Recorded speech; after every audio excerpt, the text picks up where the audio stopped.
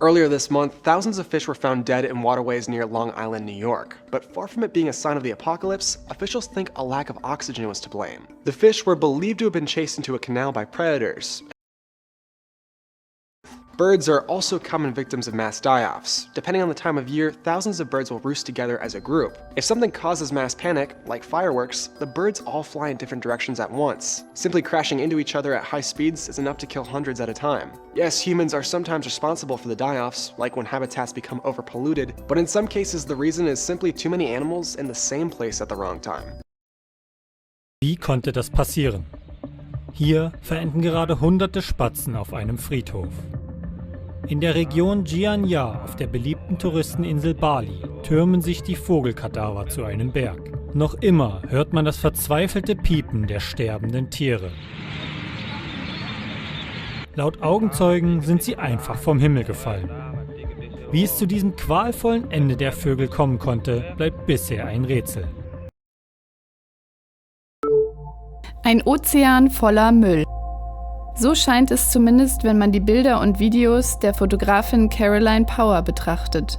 Power filmt die Müllinseln während eines Tauchgangs vor Honduras in der Karibik. Dort, wo in hellblauem Wasser eigentlich bunte Fische schwimmen sollten, ist nichts als Müll zu sehen. Bei Strömungen und Flut und wenn der Wind günstig steht, bilden sich riesige, linienförmige Müllansammlungen. In diesem Fall gab es eine Fläche, die fast 4 Kilometer lang war und mehrere Müllansammlungen hatte. Der Plastikmüll vor der Insel Roatan ist kein Einzelfall. Immer sehe es dort aber nicht so aus, sagt Power, die sich seit Jahren für die lokale Naturschutzorganisation Roatan seien nicht alleine schuld daran. Jeder Mensch in jedem Land ist verantwortlich für die globale Müllkrise, meint Caroline Power. Es dauert rund 200 Jahre, bis Plastikprodukte vollständig abgebaut sind. Jedes Jahr gelangen rund 8 Millionen Tonnen in die Meere. Viele Fische und Vögel fressen den Müll in dem Glauben, es sei Nahrung. Power will mit den Bildern aufrütteln. Es liegt bei jedem Einzelnen etwas gegen diese Berge von Plastikmüll zu tun, sagt sie. Müll, soweit das Auge reicht. In jedem Quadratkilometer der Meere schwimmen laut WWF mittlerweile Hunderttausende Kunststoffteile. Was tun gegen das globale Plastikproblem?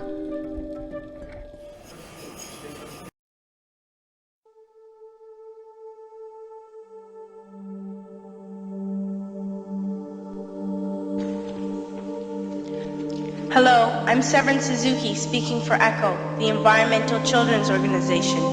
We're a group of 12 and 13-year-olds trying to make a difference. Vanessa Seti, Morgan Geisler, Michelle Quigg, and me. We've raised all the money to come here ourselves, to come 5,000 miles to tell you adults you must change your ways. Coming up here today, I have no hidden agenda. I am fighting for my future. Losing my future is not like losing an election or a few points on the stock market. I am here to speak for all generations to come. I am here to speak on behalf of the starving children around the world whose cries go unheard. I am here to speak for the countless animals dying across this planet because they have nowhere left to go. I am afraid to go out in the sun now because of the holes in our ozone. I am afraid to breathe the air because I don't know what chemicals are in it. I used to go fishing in Vancouver, my home, with my dad, until just a few years ago we found the fish full of cancers. And now we hear of animals and plants going extinct, every day vanishing forever. In my life, I have dreamt of seeing the great herds of wild animals, jungles and rainforests full of birds and butterflies. But now I wonder if they will even exist for my children to see. Did you have to worry of these things when you were my age? All this is happening before our eyes, and yet we act as if we have all the time we want and all the solutions. I'm only a child and I don't have all the solutions. But I want you to realize neither do you. You don't know how to fix the holes in our ozone layer. You don't know how to bring the salmon back up a dead stream. You don't know how to bring back an animal now extinct. And you can't bring back the forest that once grew where there is now a desert. If you don't know how to fix it, please stop breaking it.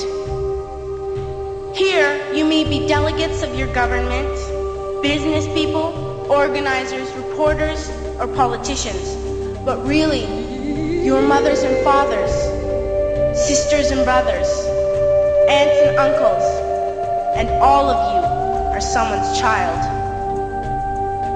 I'm only a child, yet I know we are all part of a family, 5 billion strong, in fact 30 million species strong.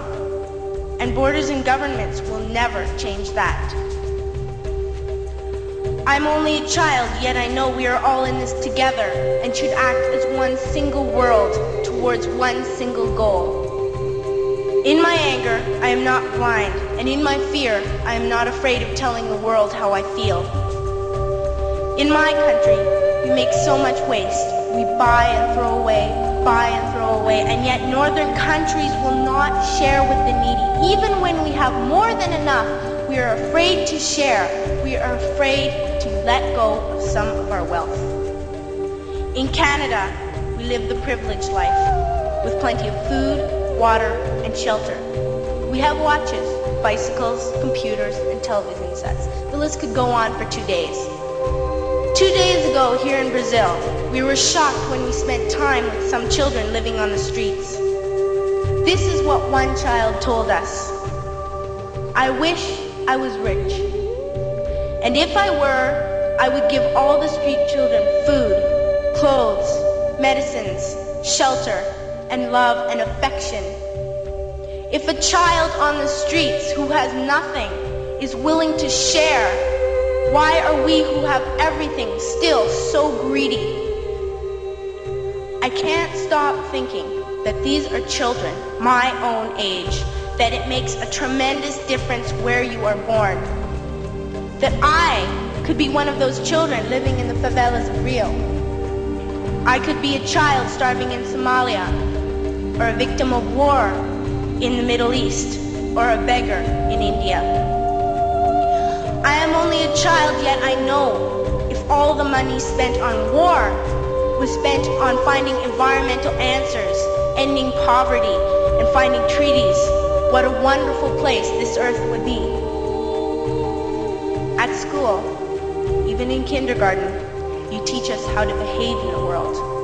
You teach us not to fight with others, to work things out, to respect others, to clean up our mess, not to hurt other creatures, to share, not be greedy. Then why do you go out and do the things you tell us not to do? Do not forget why you are attending these conferences, who you're doing this for. We are your own children. You are deciding what kind of a world we are growing up in. Parents should be able to comfort their children by saying, everything's going to be all right. It's not the end of the world, and we're doing the best we can. But I don't think you can say that to us anymore. Are we even on your list of priorities? My dad always says, you are what you do, not what you say. Well, what you do makes me cry at night. You grown-ups say you love us, but I challenge you, please, make your actions reflect your words. Thank you.